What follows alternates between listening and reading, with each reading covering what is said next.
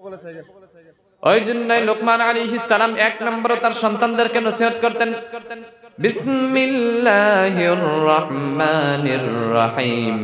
রব্বুল আলামিন কোরআন শরীফের মধ্যে এক নম্বর নসিহত আমার ভাইরা ভালো করে লক্ষ্য করে শুনবেন, ওয়া ইয ক্বালা লুকমানু লিবনিহি ওয়া হুয়া ইয়াইদুহু ইয়া বুনাইয়া লা তুশরিক বিল্লাহ ইন্নাশ শিরকা লাযুলমুন আযীম। আল্লাহু আকবার বলেন, আরেকটু জোরে বলেন আল্লাহু আকবার। রব্বুল আলামিন কোরআন শরীফের মধ্যে বললেন, ওয়া ইয ক্বালা লুকমানু লিবনিহি ওয়া হুয়া ইয়াইদুহু ইয়া বুনাইয়া লা তুশরিক বিল্লাহ ইন্নাশ শিরকা লাযুলমুন আযীম। সুবহানাল্লাহ পড়েন। রব্বুল আলামিন হযরত লুকমান আলাইহিস সালামের এক নম্বর নসিহত কোরআন শরীফের মধ্যে তুলে ধরলেন। হযরত লুকমান আলাইহিস সালাম সব সময় তার সন্তানদেরকে বললেন, ও আমার সন্তানরা, ও আমার বাবারা, তোমরা কখনো শিরক করিও না। শিরক করা মহাপাপ, সবচেয়ে বড় পাপ। তোমরা কখনো শিরক করিও না। কি করিও না ভাই?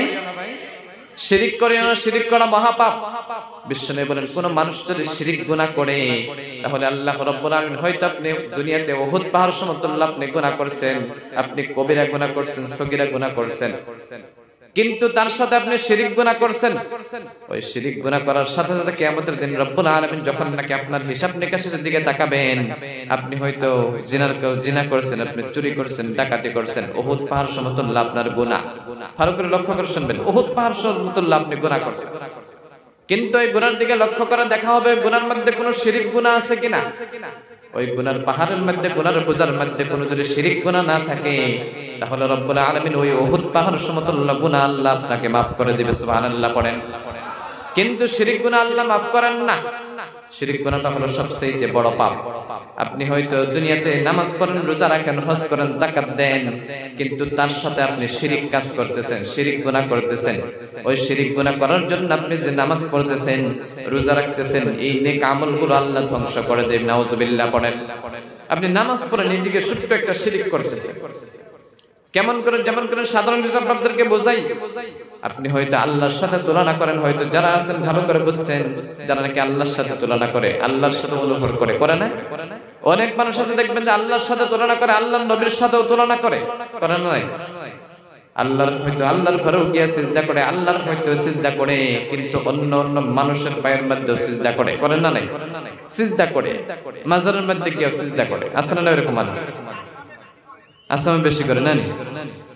কিন্তু ভালো করে মনে করে শুনবেন, আপনার হয়তো নিজের বিবেক দিয়ে একটু খাটিয়ে দেখেন।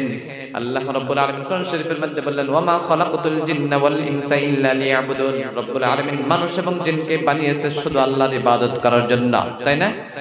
কিন্তু মানুষটা কার ইবাদত করে? কার ইবাদত করে? অনেক মাজারের মধ্যে গিয়ে সিজদা করে, মাজারের মধ্যে গিয়ে সন্তান চাই না নাই? বিপদ আপদে পড়লে ওই মাজার থেকে ওই কবরস্থান মুর্দার কাছে সাহায্য চাই না নাই? কিন্তু যদি কবরের মধ্যে যদি চাওয়াই যাইতো তাহলে হয়তো আল্লাহর নবীর কবরের মধ্যে সিজদা জায়েজ হইতো না নাই? যারা হাজী সাহেব আছে তারা জানে, যারা নাকি মক্কা মদিনায় গেছেন তারা জানে, হয়তো আল্লাহর নবীর কবর যখন নাকি আপনি জিয়ারত করবেন, ওই সময় যদি বেশি সময় আপনি দাঁড়ান, আপনার ওইখান থেকে পুলিশে তাড়াইয়ে দেয়, সাইড করে, তাহলে কি ওইখানে কি সিজদা করা যাবে ভাই? সিজদা করা যাবে না। বিশ্বনবী বলেন, লা তাত্তাখিযুল কুবুরাল মাসাজিদ। তোমরা কোন ঘরকে, তোমরা কবরস্থানকে কোনদিন মসজিদ ঘর বানায়ো না। কবরস্থানকে তোমরা সিজদা ঘর বানায়ো না, মসজিদ ঘর বানায়ো না। যদি করাই যেত তাহলে বিশ্বনবী বলে গেতেন যে আমার কবরের মধ্যে তোমরা সিজদা করো, কইতো না নাই? কিন্তু কয় নাই। ওই জন্য লোকমান আলাইহিস সালাম এক নম্বর নসিহত করলেন, ওয়া ইয ক্বালা লুকমান লিবনিহি ওয়া হুয়া ইয়াইদুহু ইয়া বুনাইয়া লা তুশরিক বিল্লাহ ইন্নাশ শিরকা লাযুলমুন আযীম। ও আমার সন্তানেরা, তোমরা শিরক করিও না। শিরক করা মহাপাপ, সমস্ত পাপের বড় পাপ। সব পাপের মাপ আছে কিন্তু শিরকের কোনো মাপ নাই। ওই জন্য তোমরা শিরক করিও না। আল্লাহর সাথে কোনো ভাইরা তুলনা করবেন না। করবেন? এক নম্বর নসিহত করো। দুই নম্বর নসিহত হলো রব্বুল আলামিন কোরআন শরীফের মধ্যে বললেন, ইয়া বুনাইয়া ইন্নাহা ইন তাকু মিসকালা হাববাতিন মিন খারদালিন ফাতাকুন ফি সাখরাতিন আও ফিস সামাওয়াতি আও ফিল আরদি ইয়াতি বিহাল্লাহ ইন্নাল্লাহা লাতীফুন খাবীর। আল্লাহু আকবার বলেন। রব্বুল আলামিন কোরআন শরীফের মধ্যে বললেন, ইয়া বুনাইয়া ইন্নাহা ইন তাকুম মিসকালা হাববাতিন মিন খারদালিন ফাতাকুম ফি সাখরাতিন আও ফিস সামাওয়াত আও ফিল আরদি ইয়াতি বিহাল্লাহ ইন্নাল্লাহা লাতীফুন খাবীর। সুবহানাল্লাহ পড়েন। রব্বুল আলামিন এক নম্বর কোরআন শরীফের মধ্যে লোকমান আলাইহিস সালামের নসিহত বললেন, তোমরা কখনো শিরক করিও না, শিরক করা মহাপাপ, ওই জন্য তোমরা শিরক করিও না।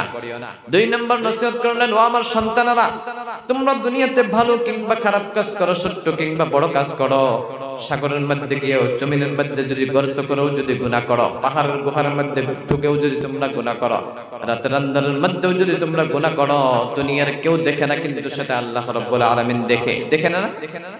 এই ভয়টা তোমাদের অন্তরের মধ্যে আনো। যে সময় নাকি আপনি আল্লাহকে ভয় করবেন, যখন নাকি আপনার মধ্যে ভয় এসে যাবে, আল্লাহকে যখন নাকি ইখলাসের নিয়তে ভয় করবেন, সঙ্গে সঙ্গে আল্লাহ রাব্বুল আলামিন আপনাকে দুনিয়ার মধ্যে দুইটা পুরস্কার দিবে। কয়টা পুরস্কার?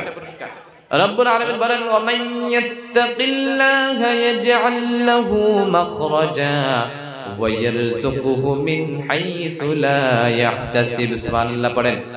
রব্বুল আলামিন কোরআন শরীফের মধ্যে বলেন, ওয়া মান ইয়াত্তাকিল্লাহা ইয়াজআল লাহু মাখরাজা। কোন মানুষ যদি আল্লাহকে যদি ইখলাসের নিয়তে ভয় করে, আমি আল্লাহকে, কোন মানুষ যদি ইখলাসের নিয়তে ভয় করে, তাহলে আমি তাকে দুইটা পুরস্কার দেই। কয়টা পুরস্কার?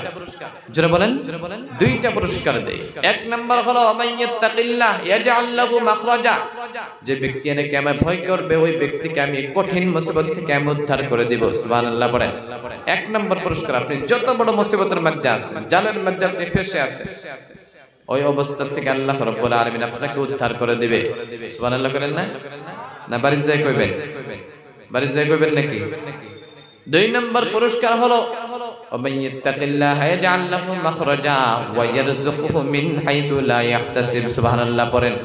ওয়া ইয়ারযুকুহু মিন হাইথু লা ইয়াহতাসিব। আপনাকে আল্লাহ রাব্বুল আলামিন রিজিকের ব্যবস্থা করে দিবে। সুবহানাল্লাহ পড়েন। শুধু তাই নয়, ওয়া ইয়ারযুকুহু মিন হাইথু লা ইয়াহতাসিব। আল্লাহ কোত্থেকে রিজিকের ব্যবস্থা করে দিবে, কোত্থেকে আপনাকে বালা মুসিবত থেকে উদ্ধার করে দিবে, কঠিন মুসিবত থেকে উদ্ধার করে দিবে, আপনার 14 গোষ্ঠীও কল্পনা করে আপনি সেটা ভাবতে পারবেন না। সুবহানাল্লাহ পড়েন। 14 গোষ্ঠীও কল্পনা করাটা আপনার সম্ভব না। কোত্থেকে আল্লাহ বাঁচায় দিবে এবং কি রিজিকের ব্যবস্থা করে দিবে, শুধু আল্লাহকে ভয় করেন।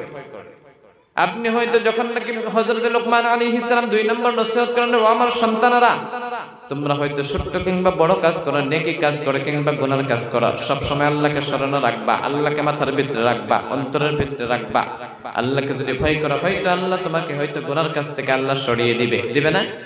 তোমরা আল্লাহকে ভয় করবা। কারণ আপনি যদি রাত্রে 12টার সময়, হয়তো যখন নাকি গ্রামের সমস্ত মানুষরা ঘুমাচ্ছে, সব মানুষ ঘুমাচ্ছে ভোরের, কিন্তু আপনি একা থাকেন, যুবক ভাইদেরকে বলছি, একা আছেন ভাই, ঘরের মধ্যে চতুর্দিকে দরজা জানালা বন্ধ করে, খিড়কি বন্ধ করে, যদি লাইট অফ করে লেপের তলে যায় আপনি যদি গুনার কাজ করেন, ঘরের মধ্যে জিনা করেন, দুনিয়ার কোনো মানুষ দেখবে কি ভাই?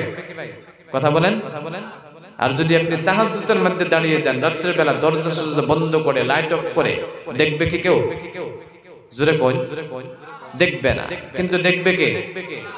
ওই জন্য সব সময় লোকমান আলাইহিস সালাম তার সন্তানদেরকে নসিহত করতেন, ও আমার সন্তানরা, তোমরা সব সময় যেইটাই কাজ করো না কেন, ভালো কিংবা খারাপ কাজ করো, সব সময় আল্লাহকে স্মরণে রাখবা।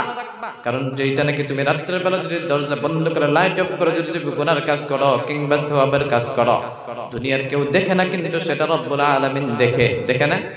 ওই জন্য সব সময় স্মরণে রাখবা।